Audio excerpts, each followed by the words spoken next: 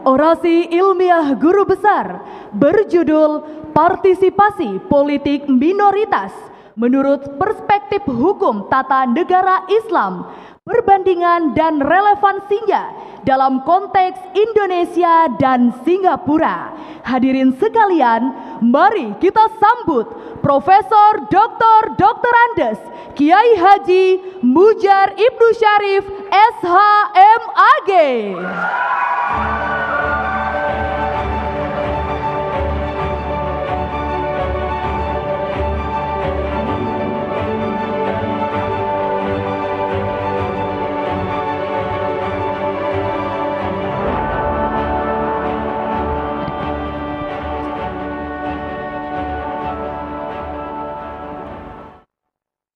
Assalamualaikum warahmatullahi wabarakatuh.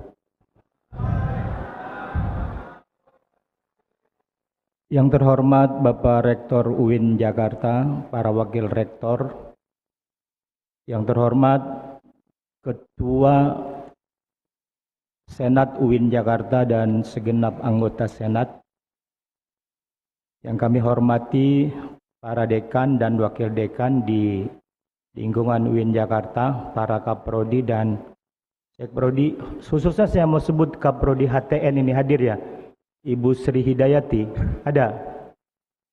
Coba berdiri Bu. Berdiri Bu supaya kelihatan cantiknya ya. Baik. Yang kami hormati juga para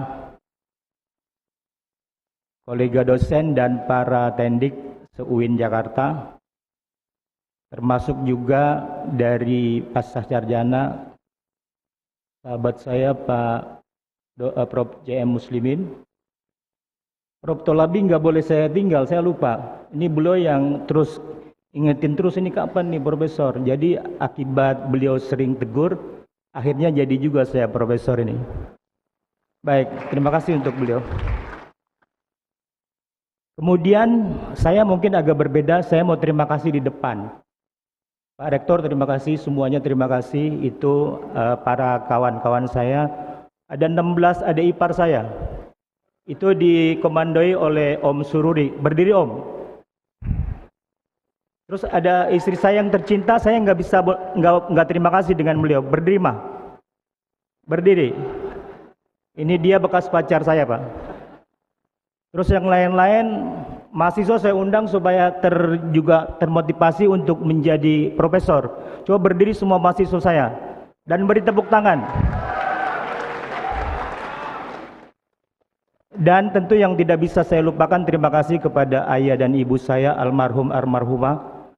Secara fisik beliau tidak hadir di sini, tapi secara metafisik saya yakin keduanya hadir menyaksikan saya dikukuhkan pada hari ini. Semoga emak dan bapak saya itu happy dalam surga Allah Subhanahu wa ta'ala.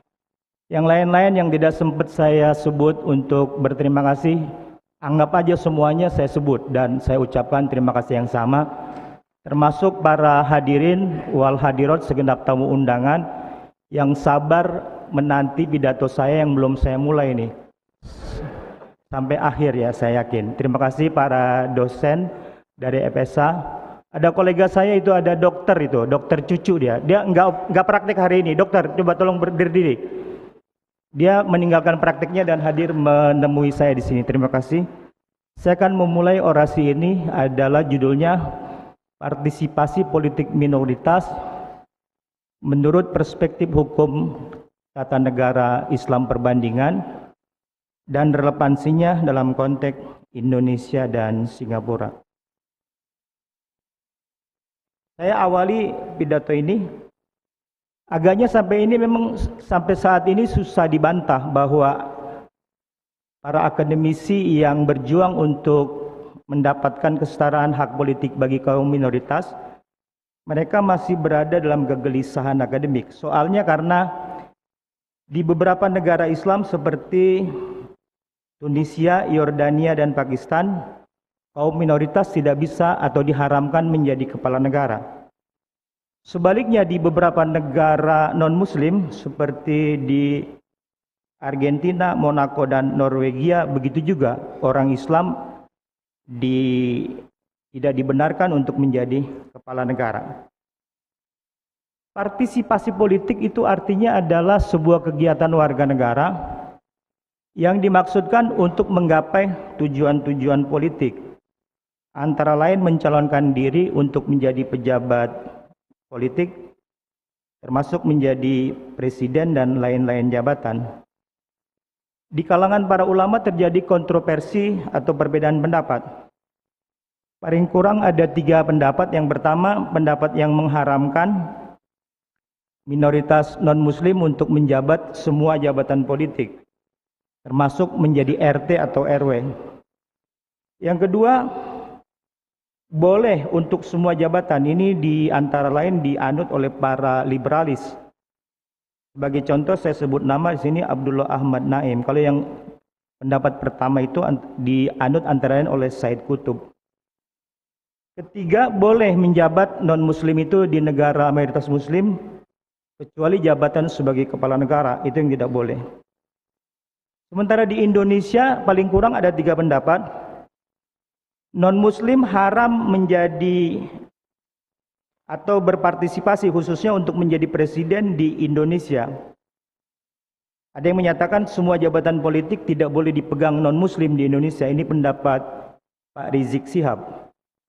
Kemudian yang kedua, halal semua jabatan dipegang non-muslim termasuk presiden. Ini pendapat almarhum Gus Dur. Gus Dur menyebut ayat yang melarang itu tidak cocok. Karena ayatnya la yattakhizil mu'minunal kafirina auliya. Yang disebut kata Gus Dur itu aulia. Aulia artinya teman atau pelindung, bukan pemimpin. Kalau disebut la yattakhizil mu'minunal kafirina umaro'a, itu baru cocok kata Gus Dur. Jadi Gus Dur menganggap ayat-ayat yang digunakan oleh yang menolak itu tidak pas. Kemudian yang terakhir, halal non-muslim menjadi pejabat politik di luar jabatan kepala negara. Ini adalah pendapat Bapak Kiai Haji Ali Yapi yang mendasarkan pendapatnya pada konsep Zimmi Harbi. Dalam konsep Zimmi Harbi itu kaum Zimmi dianggap warga taklukan, karenanya tidak boleh menjabat atau duduk pada kursi kepala negara. Sementara di Singapura ada 2 pendapat yang menyatakan kaum muslim minoritas Singapura haram untuk menjadi pejabat politik di Singapura. Kalau ada yang berani menjabat itu dianggap murtad dan halal dibunuh. Karena orang murtad yang paling setimpal hukumannya adalah mati. Kemudian yang kedua, yang menyatakan boleh orang muslim berpartisipasi politik di negara mayoritas non-muslim, termasuk menjadi kepala negaranya. Ini contohnya, dalilnya presiden yang dibangun di zaman dulu pada zaman Nabi Yusuf. Beliau pernah menjadi pejabat politik sebagai semacam menteri keuangan. Jadi bagi saya, siapapun minoritas non-muslim yang bisa duduk pada jabatan politik di Indonesia, jadi presiden belum pernah ada ya, tapi udah diuji coba sebagai gubernur dan berhasil. Tapi di masa depan apakah ada non-muslim yang bisa menjadi presiden Indonesia atau tidak, kita pastikan sejarah yang akan membuktikannya. Kalau di Singapura udah ada presiden dari kalangan minoritas muslim, yaitu Halimah Yacob pernah menjadi presiden Singapura. Jadi bedanya Indonesia dengan Singapura sama-sama minoritas diberi hak politik setara, tapi Indonesia belum pernah punya presiden dari kalangan minoritas, sementara Singapura sudah memilikinya. Jadi kalau ada non-muslim atau muslim yang bisa menjadi pejabat politik top leader itu, saya pikir tidak perlu dibenci, tapi harus kita apresiasi. Tepuk tangan dong. Jadi seperti tadi Halimah Yacob di Singapura, kemudian Olusegun Obasanjo di Norwegia menjadi presiden mayoritas muslim. Dan yang paling baru itu adalah Zohran Mamdani, minoritas muslim dan sekarang terpilih sebagai wali kota New York. 200 tahun lebih sejarah New York baru pertama kali terjadi muslim berhasil menjadi wali kotanya. Jadi ini saja yang saya dapat sampaikan. Sekali lagi terima kasih kepada semua pihak yang telah mendukung saya menjadi guru besar, wabil khusus Prof. Tolabi dan koleganya di bagian LPM, utamanya Prof. Hamami ada nggak ya? Ya, Prof. Hamami juga itu selalu mendukung saya. Terima kasih sekali lagi saya ucapkan dan wassalamualaikum warahmatullahi wabarakatuh.